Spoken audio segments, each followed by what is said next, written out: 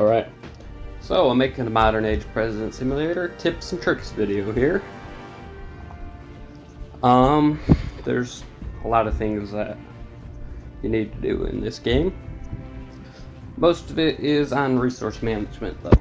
So, for tip number 1, make sure you keep power. You need your power production. It's very important. So, either build more power plants if you're a smaller nation. That's usually the best way to get it. Or if you're a larger nation, you have quite a few options. You can either increase your education, because what I've noticed is it seems like these bonuses stack on top of each other. So, or at least they add up a lot. But it seems like they do stack on top of each other, because 0.1%, it's of this number, not of what the base number would be.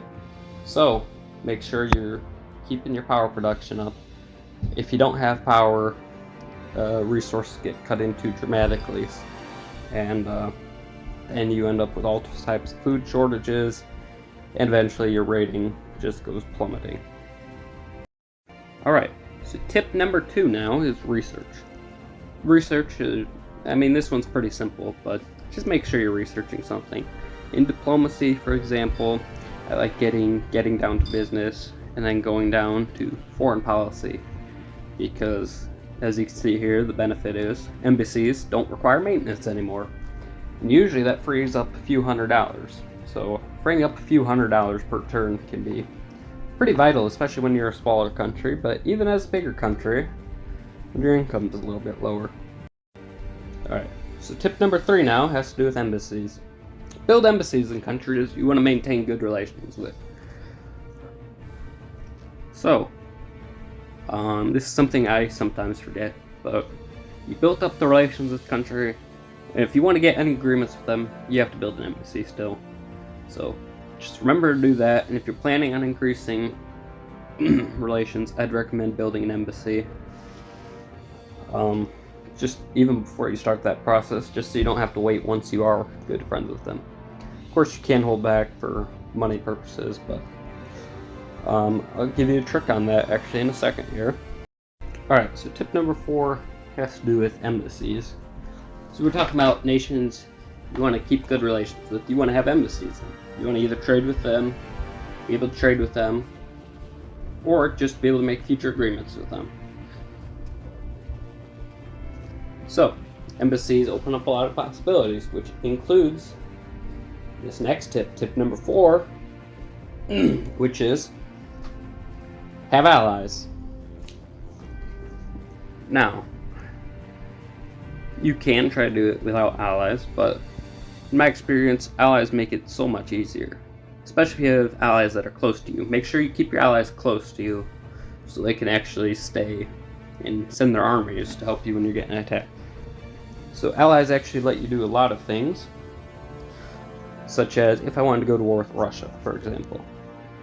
See, they have 1.7 million military power, while I only have 87,000.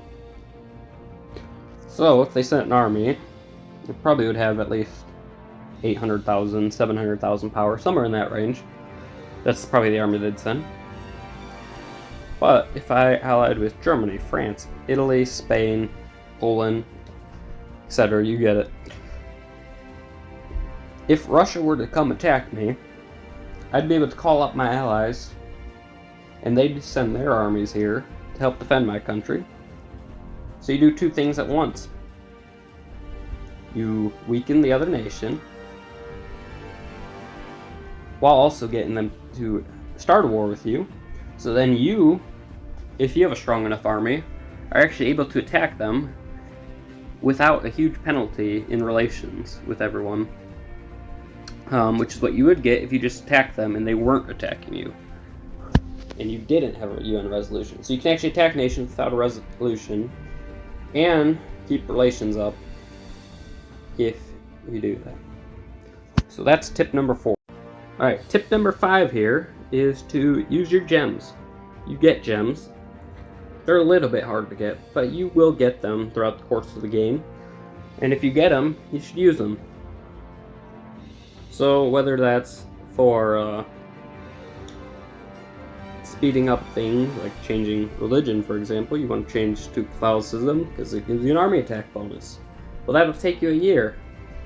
Now, you might be fine with waiting for the year, or if you have gems, you can spend about 180 and do it just instantly.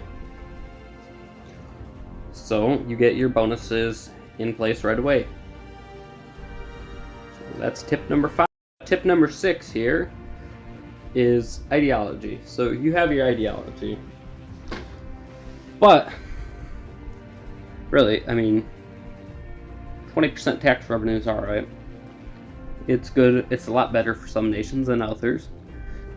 But I would recommend changing if you want to challenge anarchism, but there's a few countries that start off with that, and that's a challenge. Or what I'd say though is change to nationalism. Nationalism gives you 10% increase in the food you manufacture, the resources you produce, and your military equipment. So the biggest difference though is if you switch to nationalism, if you're a big country, you're never going to have to build another power plant. Because each power plant is now producing 10% more. If you have a lot of other things, they're all producing 10% more. So ideologies are important. Number 7 here, and this will be the final tip, but it is for your resources. Make sure that you are able to get large amounts of wood and concrete, either from your own production, which is what I like to do, or you're able to buy it from other countries. Now, this is a pretty simple tip, but make sure you have resources. And stone and wood, they're the backbone to every other resource in this game. Now, you may not have access to all the resources, but if you do, stone and wood, you need them. Whether it's for the power in tip number 1, or even in food to keep your nation fed and your citizens from revolting. Make sure you have a way to get large amounts of stone and large amounts of wood. Alright, and to end the video off, I'll show you a quick tip, which could help you a lot, and it did actually help me a lot when I played as the country of Syria. I don't think I did a video on it, but when I played as the country of Syria, I'll load in real quick, but you'll see there's a lot of problems. We're making $20 per turn. That's not going to cut it. We have a large army we could dismiss, but we owe $20,000 right now every 6 months. But that's our greatest strength right now. We don't have money. So, what do I do? What do I do to get my money up? Because if you don't get your money up, well, Syria wasn't following tip number 1 here.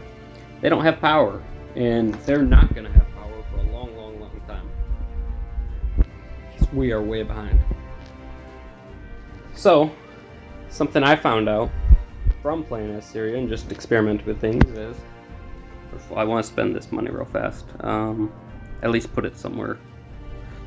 So we're making $20 per turn right now. Okay. Alright, now we'll make $5 per turn. And actually, I don't think I can get that money back. Oh well. But you can actually buy income per day. So, I'll build an embassy here. No, we don't know a demolished embassy. Build one there. Oh. We can build one here, and that's plus 10 income per day.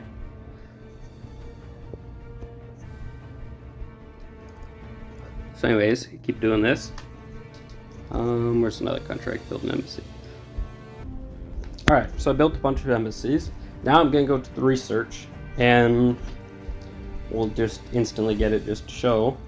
So right now you see, okay, now we're up to 58 income. And if we go to final step, alright, we're at 290 income. And we're just at, what, 5 income?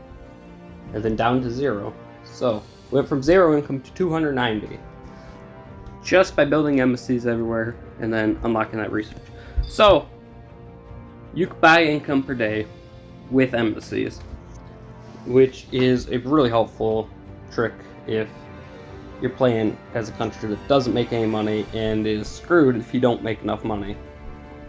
Like Syria here. For example, I'll play,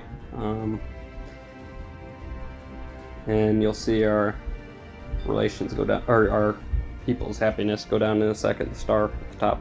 Alright, so 20 days in, our approval rating's already gone down. And in order to fix that, we need to actually be able to feed our people. And we have power shortages.